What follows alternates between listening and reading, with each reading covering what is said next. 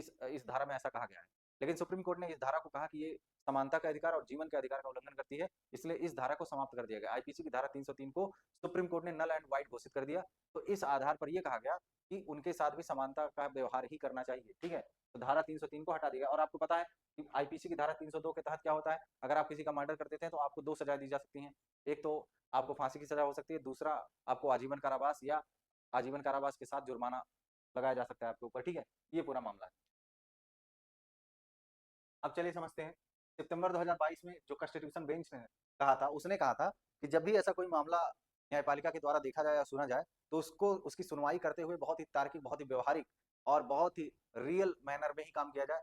जैसे एग्जाम्पल के रूप में जब भी ऐसा कोई मामला आता है, कोई गंभीर केस आता है समाज में, तो मीडिया ट्रायल चलने लगते हैं, तरह तरह की बातें होने लगती हैं, और जो इसमें एक्यूज है, मतलब जिसके ऊपर आरोप लगा है, उसको उसको अपना पक्ष रखने ही नहीं दिया जाता है। कई बार ऐसा होता है, और कई बार जज भी पूर्वाग्रह ग्रसित होकर के उसके खिलाफ निर्णय कर देते हैं या सजा दे देते हैं। लेकिन आपको पता है कि प्राकृतिक न्याय एक ऐसा सिद्धांत है जिसमें दोनों पक्षों को बराबर सुनने का अधिकार है। चाहे किसी ने हत्या कर दी हो, चाहे किसी ने गंभीर से गंभीर अपराध कर दिया हो, लेकिन न्यायालय में उसको भी अपना पक्ष रखने का पूरा पूरा हक होता है। तो इसको भी ध्यान में रखा जाए कि जब भी कोई ऐसा केस, जिसमें rarest of the rare case की बात की जाती हो, उसमें जो पक्ष जिसके ऊपर आरोप लगाया गया है, उसको भी अपना मौका रख अपना अपना पक्ष रखने का मौका दिया जाना चाहिए। ऐसा सितंबर 2022 में जो है सुप्रीम कोर्ट ने कहा, ठीक है ना, जस्ट कॉन्स्टिट्यूशन बेंच ने कहा। तो ये पूरा मामला। और एक सबसे अंतिम बात जो है इसमें ये है कि ये जो रेयरेस्ट ऑफ द रेयर का डॉक्ट्रिन है, ये बड़ा कॉम्प्लेक्स है, बहुत कॉम्प्लेक्स है। इसमें ये डिफरेंशिएट करना कि फांसी की सजा हो या लाइफ इंप्रिजनमेंट हो या दोनों में क्या हो, इसको तय करना थोड़ा मुश्किल है। भले ही 5 कैटेगरीज बना दी गई हैं, लेकिन उसके बाद ये बहुत ही पेचीदा मामला है, बहुत कॉम्प्लेक्स मामला है। हालांकि अगर हम फांसी की ही बात करें, डेथ पेनाल्टी की बात करें, तो दुनिया भर के लगभग 70% से अधिक देशों में डेथ पेनाल्टी को समाप्त कर दिया गया है, ठीक है। अब भारत उसकी तरफ कितना बढ़ रहा है, आगे आने वाला वक्त बताएगा।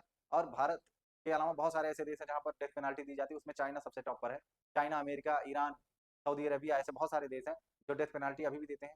अमेरिका में तो तरह तरह की डेथ पेनाल्टी दी जाती है, ठीक है। कई बार वहाँ तो इंजेक्शन लगा करके लोगों को डेथ पेनाल्टी दी जाती है। भारत में तो फांसी लगाई जाती है, लेकिन वहाँ पर इंजेक्शन लगाया जाता है, तरह तरह के जहर दे दिए जाते हैं, जिससे जो अपराधी है वो अपने आप वैसे ही मर जाता है, ठीक है। इसी को हम एक्टिव यूथनेसिया कहते हैं एक प्रकार से। हालांकि इच्छा मृत्यु तो दूसरी चीज है, लेकिन मारना ऐसे कि उसको फांसी की सजा देने के बजाय उसको इंजेक्ट कर दिया जाता है उसके शरीर